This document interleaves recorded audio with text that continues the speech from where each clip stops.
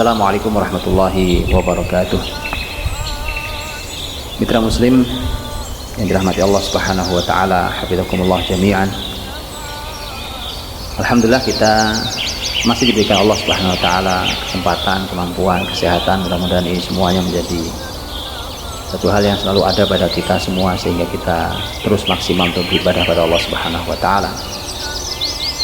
Yang dengan ini kita bisa terus berkarya untuk umat ini, yang dengan itu mudah-mudahan dicatat sebagai amal kebaikan dan kesolehan buat kita semuanya. Kita masih melanjutkan tentang apa literatur, apa rujukan untuk sirah nabawiyah dan sejarah Islam. Seperti yang sudah kita sampaikan bahwa yang menjadi masalah dari kisah-kisah, cerita-cerita atau legenda-legenda, masalah di mereka adalah ada pada masalah literatur mereka. Tidak jelas sumbernya, siapa yang bertanggung jawab pada keabsahan ceritanya. Ini masalahnya. Ketika sebuah cerita belum tentu jelas kebenarannya, nah siapa yang mau bertanggung jawab? Kalau cerita itu salah, bagaimana? Untuk itulah dalam sejarah Islam di sini kelebihannya, bahwa literatur utama dari sirah nabawiyah nomor satu adalah Al-Quran Karim. Kitab yang jangankan salah, ragu pun tidak ada.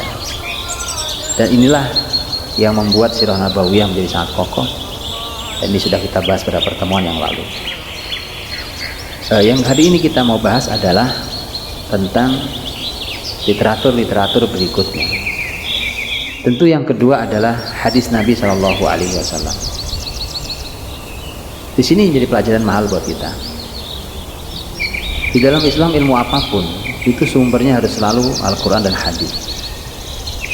Bukan hanya fikih, bukan hanya tafsir, bukan hanya hadis atau ilmu-ilmu yang lain yang bersifat sangat agama, tetapi sirah nabawiyah, sejarah pun dalam Islam ternyata sumbernya adalah Al-Quran dan hadis.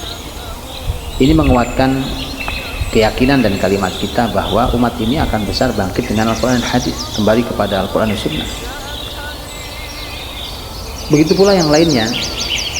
Jangan sampai kita menduga bahwa kita belajar ilmu pendidikan untuk mengetahui jiwa manusia dalam ilmu psikologi hari ini, untuk membahas tentang ilmu kesehatan, tapi kemudian kita belum pernah bertanya kepada Allah dan Rasulnya, kepada Al-Quran dan Sunnah, padahal kita mengaku sebagai mukmin. Untuk itulah sirah nabawiyah pun demikian, sebagai salah satu ilmu penting dalam kehidupan manusia. Sumber nomor dua tetap sunnah, hadis Nabi SAW. Kalau kita membuka kitab-kitab hadis, dari mulai kitab tertinggi Sahih Bukhari, begitu juga kitab-kitab Sahih dan lainnya, atau kitab-kitab Sunan, kitab Musnad, Musannaf dan seterusnya, kitab-kitab kumpulan hadis, kita akan selalu menjumpai ada bab-bab tentang sirah secara khusus. Umpamanya, kalau kita membuka umpamanya Sahih Bukhari, itu sangat banyak bab dan subbab yang berhubungan langsung tentang sirah nabawiyah. Walaupun sebenarnya seluruh hadis yang ada adalah tentang Nabi, otomatis tentang sejarah kehidupan Nabi SAW, tentang kehidupan sehari-hari Nabi SAW. Tapi Imam Bukhari dan ulama lainnya pun ternyata mereka mau khususkan bab tentang hal itu. Contohnya, dalam Sahih Bukhari ada bab tentang al-jihad was-sair, tentang bab jihad, bagaimana seorang mukmin berjihad. Kemudian ada kitab namanya kitab al-manaqib. Kitab manaqib adalah tentang apa ciri kelebihan, keutamaan orang-orang tertentu, atau keutamaan sesuatu dan seterusnya. Umpamanya kalau kita buka dalam kitab Al-Manaqib, umpamanya ada Manaqib Quraisy, ya, tentang apa sih keistimewaan masyarakat Quraisy. Kemudian nanti ada bab tentang sifat atau khatam Nabi, bab sifatun Nabi, bab kunyatun Nabi, bab wafatun Nabi dan seterusnya. Tentang wafatnya Nabi, tentang kunyah itu sebutan panggilan untuk Nabi.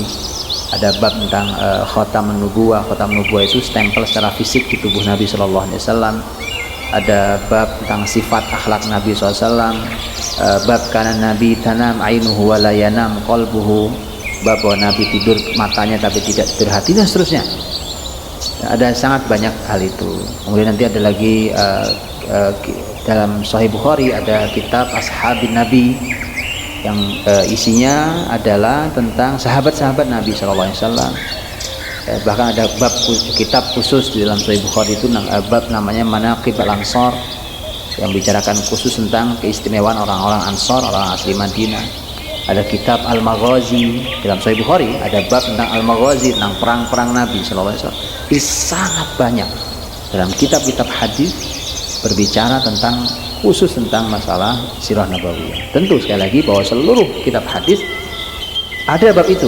Bahkan sebenarnya seluruh hadis itu kan membicarakan Nabi, sehingga pasti isinya adalah tentang Rasulullah Muhammad SAW. Nah, disinilah maka kita bisa belajar dari hadis Nabi SAW juga tentang sirah nabawiyah. Dan kelebihan dari hadis-hadis ini adalah biasanya hadis-hadis membahas sangat detail, jauh lebih detail dibandingkan Al-Quran Al-Karim. Umpamanya ketika hadis membahas tentang masalah perang Badar. Perang Badar dalam Quran juga ada. Tetapi sekali lagi seperti yang sudah kita bahas bahwa Al-Quranul Karim menginginkan agar kita membahas sesuatu bukan dalam rangkaian sejarah, hanya sebuah sejarah masa lalu. Tapi Quran lebih fokus apa hikmah di balik sejarah. Adapun hadis Nabi SAW memang detail sekali. Dalam perang Badar ada sebuah momentum besar, dan itulah yang mengawali dari pertolongan Allah Subhanahu wa Ta'ala terhadap Rasulullah Muhammad dan sahabatnya yang berjihad, yang kalau di dalam surat Al-Anfal Allah menyampaikan iz tastaghithuna rabbakum fastajaba lakum anni mumiddukum bi alfin minal malaikati murdifin. Ini tentang perang Badar. Ketika kalian meminta pertolongan Allah dengan sangat sungguh-sungguh, kemudian Allah kabulkan untuk kalian, Allah kirimkan malaikat 1000 malaikat yang berbaris rapi. Kita tidak mendapatkan kisah dalam Al-Quran tentang bagaimana malaikat datang, siapa yang memimpin, dengan cara apa mereka datang. Tapi ketika kita membaca hadis Nabi, kita akan jumpai. Di antaranya dalam Sahih Bukhari, Ibnu Abbas radhiyallahu anhuma, dari Ibnu Abbas radhiyallahu anhuma, anna Nabiya sallallahu alaihi wasallam qala yauma Badrin, bahwa Nabi sallallahu alaihi wasallam berkata pada waktu hari Badar itu, perang Badar itu, hada Jibril akhidun bi ra'si farasih alaihi adatul harb. Kata Nabi, ini Jibril datang, dia memegang kepala kudanya. Berarti Jibril datang dengan kudanya. Kemudian Jibril terlihat sedang memegang kepala kudanya. Alaihi adatul harb, dia memakai peralatan perang. Berarti membawa peralatan perang. Tentu Nabi SAW yang melihat, para sahabat tidak melihat. Makanya Nabi SAW menginformasikan kepada para sahabat. Jadi hadis Nabi SAW cenderung lebih detail menyampaikan peristiwanya. Ini hadis Nabi. Tentu di antara hadis ada yang sahih sanadnya, ada yang sanadnya tidak sahih. Nah, itulah nanti tugas para ulama untuk mengoreksi mana kisah-kisah yang bisa dipakai dalam sejarah, mana yang tidak bisa dipakai dalam sejarah. Kemudian setelah hadis-hadis itu, riwayat-riwayat dikumpulkan para ulama, maka mulailah para ulama menulis buku-buku sejarah. Jadi buku sejarah itu bukan seperti orang menulis hari ini. Contohnya adalah Muhammad bin Ishaq. Kita mengenal nama salah satu ahli dalam sirah nabawiyah adalah Ibnu Ishaq. Ibnu Ishaq adalah salah seorang muridnya Az-Zuhri rahimahullah ta'ala. Az-Zuhri adalah seorang ulama hadis ternama yang dulu sangat dekat dan sezaman dengan Umar bin Abdul Aziz. Dan Muhammad bin Ishaq adalah salah satu muridnya Az-Zuhri. Muhammad bin Ishaq sudah wafat tahun 151 Hijriah. Kalau kita membayangkan seorang Ibnu Ishaq membuat sebuah buku tentang sirah nabawiyah, sirah Ibnu Ishaq, itu bukan berarti beliau menulis dari kepala beliau, tetapi semuanya memakai sanad, menggunakan sanad. Jangankan Ibnu Ishaq yang hidup pada tahun 100, yang hidup tahun 150-an, tahun 100 sekian puluh. Jangankan itu, sampai pada generasi bahkan zaman Az-Zahabi, zaman Ibnu Katsir dan seterusnya yang hidup pada abad ke-8 Hijriah, sudah abad ke-8. Mereka pun masih menggunakan sanad. Disinilah maka sebenarnya peran sanad atau riwayat fulan dari fulan dari fulan dari fulan itu punya peran yang sangat besar untuk mengoreksi apakah sebuah riwayat sejarah layak untuk dianggap sebagai sejarah yang benar pernah terjadi. Nah, dari sini maka mulailah bermunculan kitab-kitab para ulama. Tapi sayangnya kitab-kitab para ulama yang ditulis kurang lebih pada abad 1, abad 2, bahkan abad berikutnya adalah abad 3, kemudian itu banyak sekali yang hilang. Kitab-kitab ini hilang salah satunya tentu disebabkan oleh ketika muslimin kehilangan perpustakaan ketika dihancurkan oleh musuh-musuh Islam, diantaranya peristiwa Baghdad, peristiwa berdarah di Baghdad di mana tahun 656 Hijriah dinasti Bani Abbasiyah runtuh, dijatuhkan oleh pasukan Mongol, oleh Hulaguhan, dan kemudian dibakarlah perpustakaan itu, bahkan kemudian perpustakaan sebagian bukunya dibuang ke sungai dan seterusnya. Padahal itu kekayaan ilmu yang luar biasa karena mereka bangsa barbar yang tidak mengerti tentang ilmu. Nah, di saat itulah kemudian muslimin kehilangan banyak kitab, sehingga hari ini pun kita kehilangan banyak sekali kitab. Para ulama dulu menukil. Dari mana kita tahu bahwa dulu pernah ada kitab ini? Karena ulama menukil. Mereka mengatakan kami pernah membaca buku ini, saya pernah melihat buku ini, saya pernah mengkaji buku ini. Dicari hari ini tidak ketemu sampai kita sekarang bicara hari ini. Banyak buku-buku yang tidak ketemu, padahal kalau itu ketemu, masya Allah, buku itu hilang. Banyak buku yang hilang. Tapi subhanallah, buku yang ada hari ini masih cukup untuk mengawal muslimin menuju kebesarannya. Justru buku-buku yang hilang itu adalah kesempatan bagi muslimin untuk kembali menggali agar bisa menulis kembali seperti buku yang hilang itu. Ketika kita melihat hari ini yang ada kita jumpai hari ini, kita masih banyak mendapati buku sirah nabawiyah. Umpamanya ada sirah Ibnu Hisham, sirah, kemudian ada sirah Ibnu Katsir, ada kemudian ada sirah nabawiyahnya Az-Zahabi dan seterusnya. Ada banyak sekali buku sirah nabawiyah yang sampai sekarang masih bisa kita baca. Ini adalah buku sirah nabawiyah secara umum yang ditulis kurang lebih keseluruhan hidup Nabi Shallallahu Alaihi Wasallam dari semua sudut pandang, dan biasanya berurutan dalam rangkaian tahun. Tetapi ada juga buku-buku sirah nabawiyah yang ditulis oleh para ulama dulu, bahkan sampai hari ini itu sifatnya tematik, per tema. Umpamanya ada yang menulis tentang khusus tentang akhlak Nabi SAW, ditulis tentang akhlak Nabi SAW, seperti Abu Syekh menulis tentang akhlak Nabi SAW.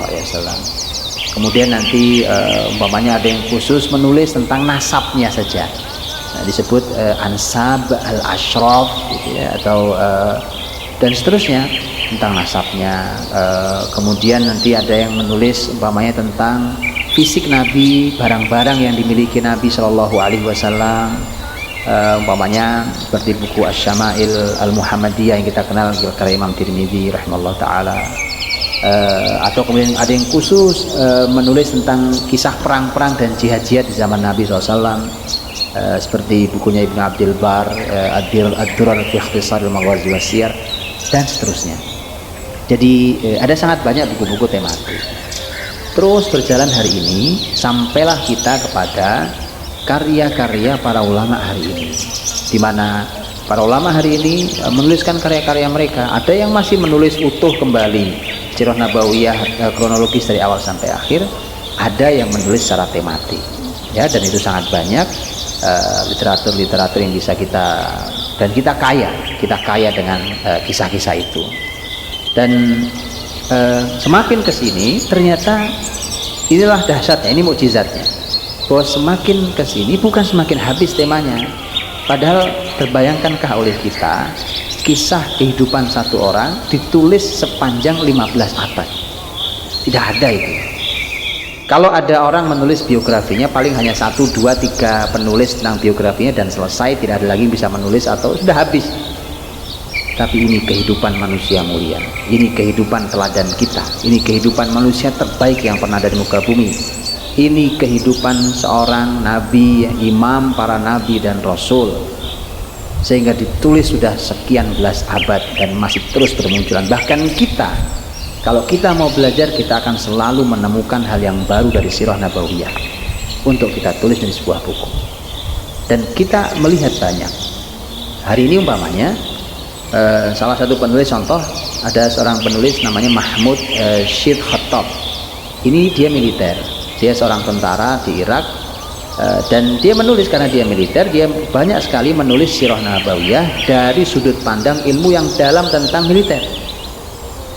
Nah, nanti ada yang ahli apa menulis juga dengan ilmunya, begitu seterusnya. Jadi setiap kita semuanya bisa mengambil hikmah dari sirah nabawiyah dari berbagai sudut pandang. Tentu kita harus belajar bagaimana cara mengambil hikmahnya agar kita tidak salah di dalam menyimpulkan sebuah hikmah, sebuah kisah, dan kita ambil hikmahnya. Inilah beberapa literatur dalam sirah nabawiyah, dan para ulama sudah mengumpulkan untuk kita masih terus bisa menulis, mengambil hikmahnya setidaknya dari sirah yang sudah dituliskan sepanjang sekian lama. Untuk kita tahu bahwa sejarah adalah sesuatu yang terus hidup. Sejarah memang benar terjadi di masa lalu, tetapi dia bukan masa lalu saja, dia adalah masa lalu yang digunakan untuk menerangi masa depan kita. Wallahu a'lam bishawab. Fa'tabiru ya ulil absar.